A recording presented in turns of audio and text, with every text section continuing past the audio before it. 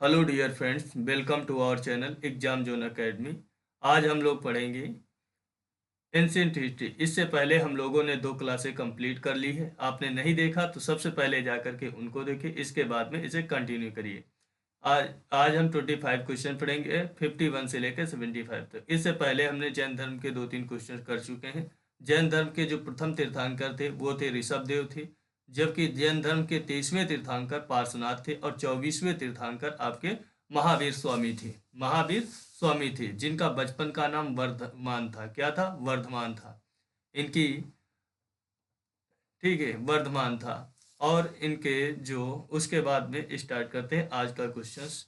भारत में जैन धर्म का संस्थापक कौन था? गौतम बुद्ध थे, महावीर थे, चंद्रगुप्त थे, अशोक थे। तो महावीर स्वामी थे। कौन थे? महावीर स्वामी तो थे, वो जैन धर्म के संस्थापक थे। अशोक क्या थे? चंद्रगुप्त मौर्य जो था वो क्या था?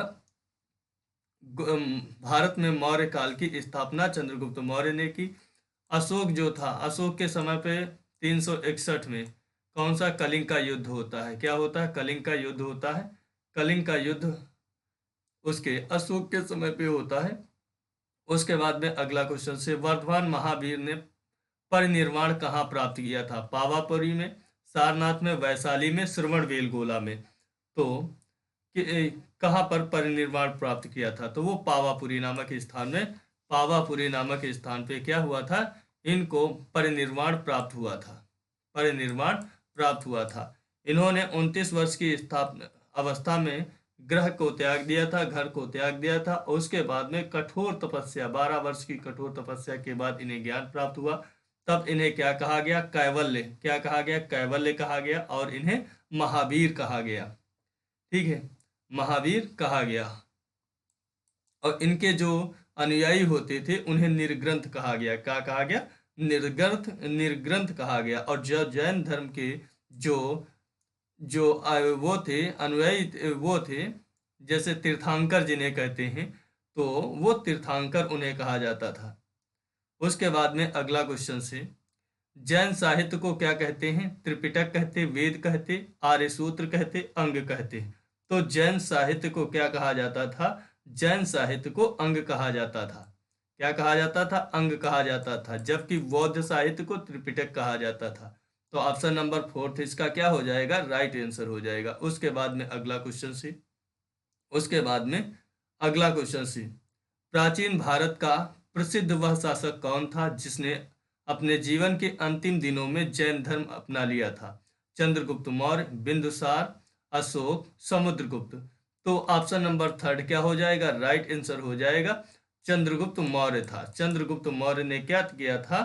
भद्रभाव से शिक्षा दीक्षा लेकर के ये क्या हुआ था, और ये जैन धर्म को अपना लिए थे। और उसके बाद ये श्रवणबेलगोला में चले गए थे, जहां पर इन्होंने क्या किया था? उपवास करके 298 ईसा पूर्व में अपना शरीर त्याग दिया था।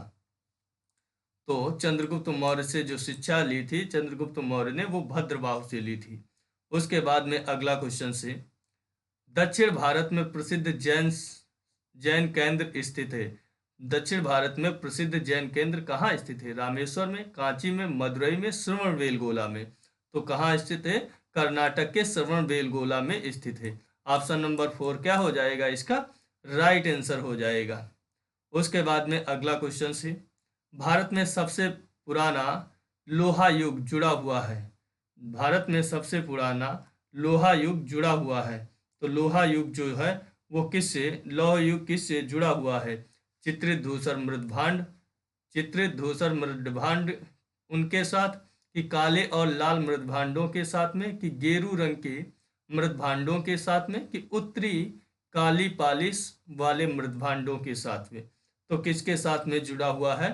तो ये चित्रित धूसर मृदभांडों के साथ में जुड़ा हुआ है। ऑप्शन नंबर 1 क्या हो जाएगा? इसका राइट आंसर हो जाएगा। क्या हो जाएगा? राइट आंसर हो जाएगा। उसके बाद में अगला क्वेश्चन से, 6ठी शताब्दी ईसा पूर्व में मगध में किस राज्य का विशाल भंडार था? किसका विशाल भंडार था? मगध, 6ठी शताब्दी ईसा पूर्व में मगध में किसका विशाल भंडार था? तांबा का, टिन का, कि लेड का, कि लौह का था? तो किसका था? लौह का विशाल भंडार था मगध में 6ठी शताब्दी ईसा पूर्व में। ऑप्शन नंबर 4 क्या हो जाएगा? इसका राइट आंसर हो जाएगा। उसके बाद में अगला क्वेश्चन से, मगध के उत्थान के लिए कौन सा शासक उत्तरदायी था? बिंदुसार था, अजातशत्रु था, बिंबिसार था कि वासुदेव था? तो मगध के उत्थान के लिए जो प्रथम शासक था, जो उत्तरदायी था, वो था, कौन था? बिंबिसार था। ऑप्शन नंबर थर्ड क्या हो जाएगा इसका? राइट आंसर हो जाएगा, बिंबिसार था। उसके बाद में अगला क्वेश्चन से, उस राज्य का नाम बताइए जिसने पहली बार युद्ध में हाथियों का इस्तेमाल किया था। कौशल, मगध, अवंती और चंपा। तो कौन सा था? तो वो राज्य था आपका मगध जो था, उसने पहली बार युद्ध में हाथियों का प्रयोग किया था। हाथियों का प्रयोग किया था। उसके बाद में अगला क्वेश्चन से, सिकंदर महान का शिक्षक कौन था? सिकंदर जो महान था, उसका शिक्षक कौन था? डेरियस था, साइरस था, सुकरात था, अरस्तु था? तो उनका जो शिक्षक, महान शिक्षक था, वो था अरस्तु था। अरस्तु का गुरु कौन था? प्लूटो था। प्लूटो का गुरु कौन था? सुकरात था। ठीक है, सुकरात था। और सुकरात के बाद में, सुकरात के बाद में प्लूटो, प्लूटो के बाद में अरस्तु, अरस्तु का जो गुरु था, अरस्तु गुरु थे, वो सिकंदर के थे। ठीक है। उसके बाद में अगला क्वेश्चन से, प्राचीन काल में स्रोत सामग्री लिखने के लिए प्रयुक्त भाषा थी। प्राचीन काल में जो स्रोत सामग्री लिखी जाती थी, वो किस भाषा में लिखी गई? संस्कृत भाषा में, पाली भाषा में, ब्राह्मी में कि खरोष्ठी में? तो वो लिखी जाती थी, संस्कृत भाषा में लिखी जाती थी। ऑप्शन नंबर वन क्या हो जाएगा इसका? राइट आंसर हो जाएगा। उसके बाद में अगला क्वेश्चन से, हेरोडोटस को माना जाता है इतिहास का जनक, भूगोल का जनक कि राजनीति शास्त्र का जनक कि दर्शन शास्त्र का जनक माना जाता है? तो हेरोडोटस को इतिहास का जनक माना जाता है। ऑप्शन नंबर वन इसका क्या हो जाएगा? राइट आंसर हो जाएगा। उसके बाद में अगला क्वेश्चन से, जिसकी सेना ने ग्रीक शासक सिकंदर के साथ झेलम नदी के तट पर मुकाबला किया, वो अम्भी की, चंद्रगुप्त मौर्य की, पोरस की कि धनानंद की? तो किसकी सेना ने मुकाबला किया था? तो किसकी सेना ने मुकाबला किया था? पोरस। तो सिकंदर के शासक के साथ, सिकंदर के साथ में वो था आपका पोरस। कौन था? पोरस की सेना ने, पोरस की सेना ने सिकंदर के साथ में झेलम नदी के तट पे मुकाबला किया। जब वो हार गया तो सिकंदर इसको पकड़ के ले गया और कहता है कि आपके साथ कैसा व्यवहार किया जाए? तो सिकंदर से पोरस कहता है, जैसा एक राजा के साथ में व्यवहार किया जाता है, वैसा व्यवहार कीजिए। ठीक है। उसके बाद में अगला क्वेश्चन से यहूदियों के धार्मिक पाठ का नाम क्या है? यहूदियों के धार्मिक पाठ का नाम क्या है? सूक्ति संग्रह, मूसा संहिता, त्रिपिटक, जिन अवस्था? तो उनके जो धार्मिक पाठ का नाम था, उसका नाम था मूसा संहिता था। क्या था? मूसा संहिता था। ऑप्शन नंबर टू क्या हो जाएगा इसका? राइट आंसर हो जाएगा। उसके बाद में अगला क्वेश्चन से, निम्नलिखित मगध के राजवंशों को कालक्रमानुसार लिखिए। मगध के जो राजवंश हैं, उनको कालक्रमानुसार लिखिए। सबसे पहले कौन सा आता है? हर्यक वंश। कौन सा आएगा? हर्यक वंश। हर्यक वंश 544 से 412 ईसा पूर्व तक 412 ईसा पूर्व तक। उसके बाद में आएगा शिशुनाग वंश। कौन सा आपका आता है? शिशुनाग वंश। शिशुनाग वंश जो है 412 से लेकर के 345 ईसा पूर्व तक रहता है। 345 ईसा पूर्व तक। उसके बाद में आता नंद वंश। नंद वंश के बाद में, नंद वंश का खात्मा करने के बाद आता मौर्य वंश। नंद वंश जो होता है 345 ईसा पूर्व से लेकर के 322 ईसा पूर्व तक रहता। फिर मौर्य वंश जो आता 322 से लेकर के 184 ईसा पूर्व तक कौन सा? मौर्य वंश रहता है। ठीक है। सबसे पहले हर्यक वंश 544 ईसा पूर्व से 412 ईसा पूर्व तक। फिर उसके बाद में आता है शिशुनाग वंश 412 से लेकर के 345 ईसा पूर्व तक। फिर नंद वंश 345 से लेकर के 322 ईसा पूर्व तक। फिर मौर्य वंश 322 ईसा पूर्व से लेकर के 184 ईसा पूर्व तक मौर्य वंश का शासन रहता है। उसके बाद में मौर्य वंश के बाद में शिशुनाग वंश आता है। उसके बाद में अगला क्वेश्चन से शिशुनाग वंश नहीं, शुंग वंश आता है।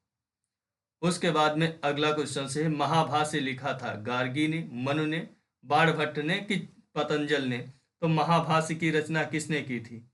महाभाष्य की रचना किसने की थी? महाभाष्य की रचना किसने की थी? महाभाष्य की रचना जो की थी वो पतंजलि ने की थी। किसने की थी? पतंजलि ने की थी। ऑप्शन नंबर 4 क्या हो जाएगा इसका? राइट आंसर हो जाएगा। ऑप्शन नंबर 4 क्या हो जाएगा इसका? राइट आंसर हो जाएगा। उसके बाद में अगला क्वेश्चन से, किसके, यहाँ पे जो ये गलत लिख गया है, किसके नामों में प्राचीनतम भारत के चिकित्सीय पहचान की जाती है? चिकित्सीय पहचान की जाती है। चरक, सुश्रुत और भरत, चरक, चरक, सुश्रुत और पतंजलि, चरक, सुश्रुत और वाग्भट, चरक, वात्सायन और वाग्भट। तो कौन से थे? सबसे पहले चरक थे, उसके बाद सुश्रुत और वाग्भट, ये तीनों लोग क्या थे? चिकित्सीय थे। क्या थे? चिकित्सीय थे। उसके बाद में इन्हें चिकित्सीय त्रय के नाम से जानते हैं। किसके? चिकित्सीय त्रय के नाम से चरक, सुश्रुत और वाग्भट को जानते हैं। उसके बाद में अगला क्वेश्चन से, चंद्रगुप्त मौर्य, चंद्रगुप्त मौर्य के बाद सिंहासन पर निम्नलिखित में से कौन बैठा था? बिंबिसार, अशोक, बिंदुसार, विष्णुगुप्त। कौन बैठा था? बिंदुसार बैठा था। बिंदुसार बैठा था। बिंदुसार के बाद में अशोक बैठता है। कौन बैठता है? अशोक बैठता है। चंद्रगुप्त मौर्य का बेटा कौन? बिंदुसार। बिंदुसार का बेटा कौन? अशोक था। जबकि बिंबिसार जो था, बिंबिसार के बाद में अजातशत्रु बैठता है। ठीक है। उसके बाद में अगला क्वेश्चन से, अब विष्णुगुप्त तो कौटिल्य का ही नाम है आज। उसके बाद में अगला क्वेश्चन से, मौर्य वंश का संस्थापक कौन था? मौर्य वंश का संस्थापक कौन था? चंद्रगुप्त मौर्य था, अशोक था कि बिंदुसार था, अशोक था, बिंदुसार था कि समुद्रगुप्त था? तो मौर्य वंश का जो संस्थापक था वो चंद्रगुप्त मौर्य था। कब? 322 ईसा पूर्व में। कब? 322 ईसा पूर्व में मौर्य वंश की स्थापना चंद्रगुप्त मौर्य ने की थी। उसके बाद में अगला क्वेश्चन से, यूनानियों को भारत से बाहर किसने निकाला था? यूनानियों को भारत से बाहर किसने निकाला था? चंद्रगुप्त मौर्य ने, चंद्रगुप्त विक्रमादित्य ने, अशोक ने, बिंदुसार ने। तो चंद्रगुप्त मौर्य ने निकाला था, सेल्यूकस निकोटर को हराया था। तो ऑप्शन नंबर 1 क्या हो जाएगा इसका? राइट आंसर हो जाएगा। ठीक है, क्योंकि 305 में सेल्यूकस निकेटर से युद्ध होता है, जिसमें सेल्यूकस निकेटर को पराजित करता है और उनके बीच में क्या होता है? एक संधि होती है, जिसमें वो अपनी पुत्री का विवाह जो है वो चंद्रगुप्त हेलना, उसकी पुत्री जो हेलना का विवाह किसके साथ में?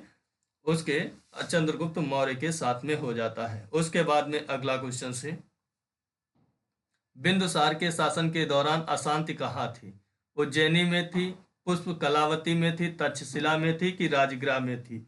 तो अशांति उस समय थी वो तक्षशिला में थी। बिंदुसार के समय पे अशांति जो थी वो तक्षशिला में थी। ऑप्शन नंबर 3 क्या हो जाएगा इसका?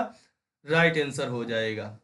उसके बाद में अगला क्वेश्चन से, चंद्रगुप्त मौर्य ने अपने अंतिम दिन कहाँ गुजारे थे? काशी में, पाटलिपुत्र में, उज्जैन में, श्रवणबेलगोला में? तो कहाँ? ऑप्शन नंबर 4 इसका राइट आंसर है, श्रवणबेलगोला में। भद्रबाहु से दीक्षा लेकर के जैन धर्म के अनुयायी हो गए थे और उन्होंने श्रवणबेलगोला में उपवास के कारण, उपवास को ग्रहण करते हुए शरीर को त्याग दिया था। उसके बाद में अगला क्वेश्चन से, अशोक के अधीन मौर्य राजतंत्र का सबसे सही वर्णन निम्नलिखित में से कौन सा होगा? प्रबुद्ध स्वेच्छाचारी शासन, केंद्रीकृत एक आधिपत्य शासन, स्वेच्छाचारी शासन, निर्देशित लोकतंत्र? तो अशोक के समय में एक केंद्रीकृत एक आधिपत्य शासन था। केंद्रीकृत आधिपत्य शासन था। ऑप्शन नंबर 2 इसका राइट आंसर हो जाएगा। उसके बाद में अगला क्वेश्चन से, अशोक की प्रशासनिक नीति में भारी परिवर्तन किस घटना से आया था? तीसरी बौद्ध परिषद से, कलिंग युद्ध से, बौद्ध धर्म को अपनाना से कि मिशनरी को सीलेन भेजने से? तो उन्होंने क्या किया था? अशोक की प्रशासनिक नीति में भारी परिवर्तन किस घटना से आया था? तो किस घटना से आया था? तो उनके जो भारी परिवर्तन आया था, तो उसके किस घटना से आया था? वो कलिंग युद्ध से आया था। किसके? कलिंग युद्ध से प्रशासनिक परिवर्तन में सबसे ज्यादा परिवर्तन आया था। ठीक है। उसके बाद में उन्होंने क्या किया था? उन्होंने उन्होंने युद्ध करना छोड़ दिया था और धम्म की नीति का पालन किया और धम्म का प्रचार प्रसार किया था। उसके बाद में अगला क्वेश्चन है, अगला क्वेश्चन से, निम्नलिखित में से वह व्यक्ति कौन था जिसका नाम देव नाम प्रियदर्शी था? अशोक का, चंद्रगुप्त मौर्य का, गौतम बुद्ध का, महावीर स्वामी का? तो वो थे अशोक। अशोक का नाम देव नाम प्रिय या प्रियदर्शी भी मिलता है। ठीक है, तो ऑप्शन नंबर 1 क्या हो जाएगा? इसका राइट आंसर हो जाएगा। और इसी के साथ में ये क्लास समाप्त होती है। और मैं आशा करता हूँ ये क्लास आपको पसंद आएगी। पसंद आती तो लाइक कर देना, शेयर कर देना, चैनल को सब्सक्राइब कर लेना। अब मिलता हूँ आपको नेक्स्ट वीडियो में। ठीक है दोस्तों, जय हिंद दोस्तों।